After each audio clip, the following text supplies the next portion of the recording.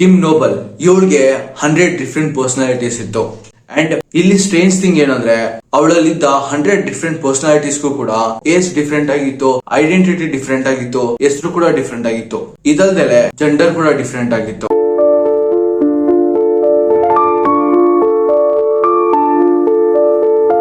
Okay, ನಾವು what is multiple personality disorder? Multiple personality disorder ಅಂದ್ರೆ ಏನು? ಒಬ್ಬ ನಾರ್ಮಲ್ ಮನುಷ್ಯನಲ್ಲಿ ಒಂದು ಮೇನ್ ಐಡೆಂಟಿಟಿ ಇರುತ್ತೆ. ಆ ಮೇನ್ ಐಡೆಂಟಿಟಿ ಬಿಟ್ಟು ಇನ್ನೂ ಒಂದು ಐಡೆಂಟಿಟಿ ಅವನಲ್ಲಿ ಕಾಣಿಸ್ಕೊಂಡ್ರೆ then it is multiple personality disorder. Imagine, ಒಬ್ಬ ಪರ್ಸನ್ ಇದ್ದಾನೆ, ಅವನು ಮೇನ್ ಐಡೆಂಟಿಟಿ ಬಂದು ಆಕಾಶ್, ಆದ್ರೆ ಅವನು ಒಂದೊಂದ್ಸತಿ ಬೇರೆ ಒಂದು ಪರ್ಸನಾಲಿಟಿ ಆಗಿ ಕನ್ವರ್ಟ್ ಆಗ್ತಾನೆ. That is called as multiple personality disorder. ಈ ಡಿಸಾರ್ಡರ್ ನ ಸಾಕಷ್ಟು ಫಿಲಮ್ಸ್ ಅಲ್ಲಿ ನೋಡ್ಸಿದ್ದಾರೆ. ನಮ್ ಕನ್ನಡದಲ್ಲಿ ಒಂದು ಫಿಲಂ ಇದೆ, ಆಪ್ತ ಮಿತ್ರ. ಆ ಫಿಲಂ ಅಲ್ಲಿ ಹೇಗೆ ಗಂಗಾ ನಾಗವಲ್ಲಿಯಾಗಿ ಟ್ರಾನ್ಸ್ಫಾರ್ಮ್ ಆಗ್ತಾಳಲ್ಲ, ಅದು ಮಲ್ಟಿಪಲ್ ಪರ್ಸನಾಲಿಟಿ ಡಿಸಾರ್ಡರ್. ಈಗ ಈ ಮೆಂಟಲ್ ಇಲ್ನೆಸ್ ಗೆ ಒಂದು ಹೊಸ ಹೆಸರು ಬಂದಿದೆ, that is dissociative identity disorder. ನಾವು ವಾಟ್ ಈಸ್ ಡಿಸೋಸಿಯೇಷನ್? ಡಿಸೋಸಿಯೇಷನ್ ಅಂದ್ರೆ ಏನು? ಡಿಸೋಸಿಯೇಷನ್ ಅಂದ್ರೆ ಡಿಸ್ಕನೆಕ್ಟ್ ಫೀಲ್ ಮಾಡೋದು. ನೀವು ನಿಮ್ ಥಿಂಕಿಂಗ್ ಪ್ರೊಸೆಸ್ ಜೊತೆಯಲ್ಲಿ ಡಿಸ್ಕನೆಕ್ಟ್ ಫೀಲ್ ಮಾಡ್ತೀರಾ, ಅಂಡ್ ನೀವು ನಿಮ್ ಬಿಹೇವಿಯರ್ ಅಲ್ಲಿ ಡಿಸ್ಕನೆಕ್ಟ್ ಫೀಲ್ ಮಾಡ್ತೀರಾ, ಅಂಡ್ ರಿಲೇಶನ್ಶಿಪ್ಸ್ ಅಲ್ಲಿ ಕೂಡ ನೀವು ಡಿಸ್ಕನೆಕ್ಟ್ ಫೀಲ್ ಮಾಡ್ತೀರಾ. ಇದ್ರ ಜೊತೆಯಲ್ಲಿ ನೀವು ನಿಮ್ ಸುತ್ತಲೂ ಎಕ್ಸ್ಪೀರಿಯನ್ಸ್ ಮಾಡ್ತಿರೋ ವರ್ಲ್ಡ್ ಏನಿದೆ, ಜಗತ್ತು, ಅದ್ರ ಜೊತೆಯಲ್ಲಿ ಡಿಸ್ಕನೆಕ್ಟ್ ಫೀಲ್ ಮಾಡ್ತೀರಾ. ಯಾರು ಈ ಮೆಂಟಲ್ ಇಲ್ನೆಸ್ ನ ಸಫರ್ ಮಾಡ್ತಾ ಇರ್ತಾರಲ್ಲ, ಅವರು ಡಿರಿಯಲೈಸೇಷನ್ ನ ಫೇಸ್ ಮಾಡ್ತಾರೆ. ಅವರು ಅವ್ರ ಬಾಡಿ ಜೊತೆಲಿ ಡಿಟ್ಯಾಚ್ಡ್ ಆಗಿ ಫೀಲ್ ಮಾಡ್ತಾರೆ. ಅವರು ಅವ್ರ ಬಾಡಿನ ಥರ್ಡ್ ಪರ್ಸನ್ ಪರ್ಸ್ಪೆಕ್ಟಿವ್ ಇಂದ ನೋಡಕ್ ಸ್ಟಾರ್ಟ್ ಮಾಡ್ತಾರೆ. ಅವರು ಅವ್ರ ಫೀಲಿಂಗ್ಸ್ ಜೊತೆಲಿ, ಥಾಟ್ಸ್ ಜೊತೆಲಿ ಡಿಟ್ಯಾಚ್ಡ್ ಫೀಲ್ ಮಾಡ್ತಾರೆ. ಅವ್ರನ್ನ ಅವರು ಔಟ್ಸೈಡರ್ ತರ ನೋಡೋದಕ್ಕೆ ಸ್ಟಾರ್ಟ್ ಮಾಡ್ತಾರೆ. ಅಂಡ್ ಅವ್ರ ಸುತ್ತಲೂ ಆಗ್ತಿರೋ ಸಿಚುವೇಶನ್ಸ್ ಆಗ್ಲಿ, ಇನ್ಸಿಡೆಂಟ್ಸ್ ಆಗ್ಲಿ, ಅದೆಲ್ಲಾನು ಅವ್ರಿಗೆ ಒಂದು ಮೂವಿ ತರ ಕಾಣಿಸ್ತಾ ಇರುತ್ತೆ. ಯಾರಿಗೆ ಈ ಮೆಂಟಲ್ ಇಲ್ನೆಸ್ ಆಗುತ್ತಲ್ಲ, ಅವ್ರಿಗೆ ಅವ್ರ ಒರಿಜಿನಲ್ ಐಡೆಂಟಿಟಿ ಯಾವ್ದು, ಅವ್ರ ಸೆಕೆಂಡ್ ಐಡೆಂಟಿಟಿ ಯಾವ್ದು, ಅಂಡ್ ಅವ್ರು ಏನ್ ಇಮ್ಯಾಜಿನ್ ಮಾಡ್ಕೊಂತ ಇದ್ದಾರೆ, ಇವುಗಳ ಮಧ್ಯೆ ಎಲ್ಲ ಒಂದು ಕನ್ಫ್ಯೂಷನ್ ಇರುತ್ತೆ. ಅಂಡ್ ರಿಯಾಲಿಟಿ ಏನೋ, ಇಮ್ಯಾಜಿನೇಷನ್ ಏನೋ, ಇದ್ರ ಮಧ್ಯದಲ್ಲೂ ಕೂಡ ಒಂದು ಕನ್ಫ್ಯೂಷನ್ ಇರುತ್ತೆ ಅವ್ರಿಗೆ. ಈಗ ಒಬ್ಬ ಪರ್ಸನ್ ಇದ್ದಾನೆ, ಅವನು ಹೊರ ಜಗತ್ಗೆ ತುಂಬಾ ಒಳ್ಳೆಯವನು, ಬಟ್ ಆಕ್ಚುಲಿ ಅವನು ಒಳಗಡೆ ಕೆಟ್ಟವನಾಗಿರ್ಬೋದು. ಅಂಡ್ ಇನ್ನೊಬ್ಬ ತುಂಬಾ ರಿಲಿಜಿಯಸ್ ಆಗಿರ್ತಾನೆ, ಯಾವಾಗೂ ದೇವ್ರ ಭಕ್ತಿ ಮಾಡ್ತಾ ಇರ್ತಾನೆ, ಬಟ್ ಅವನ್ ಒಳಗೆ ದೇವ್ರನ್ನ ನಂಬದೇ ಇರಬಹುದು. ಮತ್ತೊಬ್ಬ ಹೊರಗಡೆ ನೋಡೋದಕ್ಕೆ ತುಂಬಾ ಹಂಬಲ್ ಅಂಡ್ ಕೈಂಡ್ ಆಗಿರ್ತಾನೆ, ಆದ್ರೆ ಒಳಗಡೆ ಅವನು ತುಂಬಾ ಸ್ಯಾಡ್ ಅಂಡ್ ಲೋನ್ಲಿ ಫೀಲ್ ಮಾಡ್ತಾ ಇರ್ತಾನೆ.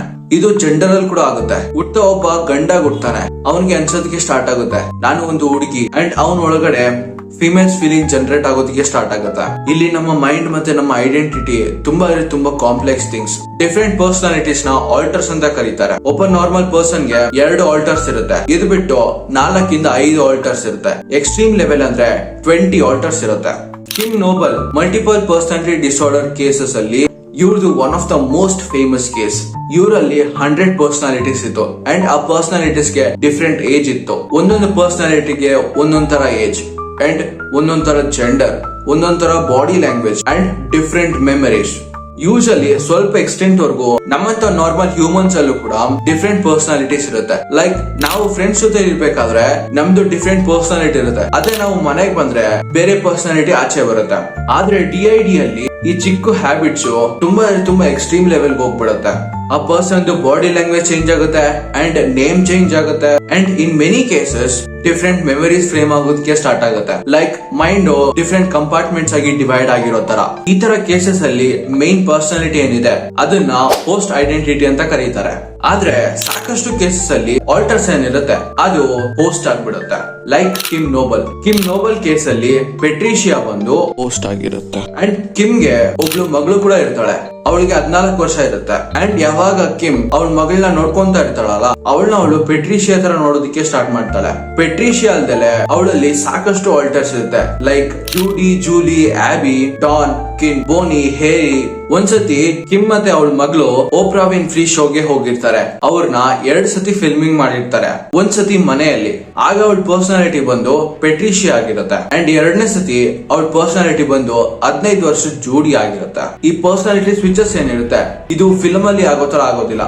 ಸಾಕಷ್ಟು ಸತಿ ಕಿಮ್ ಅವಳ ಕಾರ್ ಕೀಸ್ ನ ಎಲ್ಲಂದ್ರೆ ಅಲ್ಲೇ ಮರ್ತೋಗ್ಬಿಡ್ತಾ ಇದ್ಲು. ಅಂಡ್ ಸಾಕಷ್ಟು ಸತಿ ಅವಳು ಪಿಜ್ಜಾ ಆರ್ಡರ್ ಮಾಡ್ತಾ ಇದ್ಲು, ಅಂಡ್ ಅವಳಿಗೆ ಗೊತ್ತಿರಲ್ಲ ದಟ್ ನಾನು ಆರ್ಡರ್ ಮಾಡಿದೀನಿ ಅಂತ. ಅಂಡ್ ಸಾಕಷ್ಟು ಸತಿ ಅವಳ ಕಾರು ಅವಳ ಮನೆಯಿಂದ 1 ಕಿಲೋಮೀಟರ್ 2 ಕಿಲೋಮೀಟರ್ ದೂರ ಪಾರ್ಕ್ ಆಗಿರ್ತಾ ಇತ್ತು. ಒಂದ್ಸತಿ ತುಂಬಾ ಡಿಸ್ಟರ್ಬಿಂಗ್ ಇವೆಂಟ್ ಆಗ್ಬಿಟ್ಟಿತ್ತು. ಅವಳು ಕಾರ್ ಓಡಿಸ್ತಾ ಇರ್ಬೇಕಾದ್ರೆ ಅವಳಲ್ಲಿ ಪರ್ಸನಾಲಿಟಿ ಸ್ವಿಚ್ ಆಗುತ್ತೆ. ಆಗ 15 ವರ್ಷದ ಜೂಡಿ ಆಚೆ ಬಂದ್ಬಿಡ್ತಾಳೆ.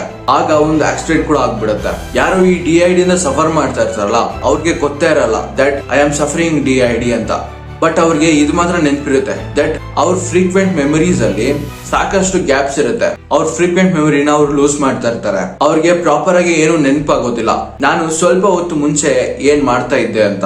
ಯಾಕಂದ್ರೆ ಇನ್ನೋ ಒಂದು ಪರ್ಸನಾಲಿಟಿ ಟೇಕ್ ಓವರ್ ಮಾಡ್ಬಿಟ್ಟಿರುತ್ತೆ. ಸೊ ಪ್ರೀವಿಯಸ್ ಪರ್ಸನಾಲಿಟಿ ಏನ್ ಮಾಡ್ತಾ ಇರುತ್ತಲ್ಲ ಅದು ಅವ್ರಿಗೆ ನೆನಪಿರೋದಿಲ್ಲ. ಈಗ ಒಬ್ಬ ನಾರ್ಮಲ್ ಹ್ಯೂಮನ್ಗೆ ಮಲ್ಟಿಪಲ್ ಪರ್ಸನಾಲಿಟಿ ಡಿಸಾರ್ಡರ್ ಹೇಗಾಗುತ್ತೆ? ಈಗ ಒಬ್ಬ ಪರ್ಸನ್ ಇದ್ದಾನೆ, ಅವನು ಮೇಲ್ ಆದ್ರೂ ಆಗಿರ್ಬೋದು, ಫಿಮೇಲ್ ಆದ್ರೂ ಆಗಿರ್ಬೋದು. ಯಾರಾದ್ರೂ ಆ ಪರ್ಸನ್ ನ ಫಿಸಿಕಲಿ ಆಗ್ಲಿ, ವರ್ಬಲಿ ಆಗ್ಲಿ, ಇಲ್ಲ ಸೆಕ್ಷುಯಲಿ ಆಗ್ಲಿ ಅಬ್ಯೂಸ್ ಮಾಡಿದಾಗ ಆ ಪರ್ಟಿಕ್ಯುಲರ್ ಅಬ್ಯೂಸ್ ಏನಿದೆ ಅದು ಒಂದ್ಸತಿ ಆದ್ರೂ ಆಗಿರ್ಬೋದು, ಇಲ್ಲ ಸೆವೆರಲ್ ಟೈಮ್ಸ್ ಆದ್ರೂ ಆಗಿರ್ಬೋದು. ಅದನ್ನ ಆ ಪರ್ಸನ್ ಮರ್ತೋದ್ರೆ ಇಲ್ಲ ಕ್ಷಮಿಸಿದ್ರೆ ದೇ ವಿಲ್ ಬಿ ಫೈನ್. ಆದ್ರೆ ಸಾಕಷ್ಟು ಕೇಸಸ್ ಅಲ್ಲಿ ಈ ತರ ಆಗೋದಿಲ್ಲ.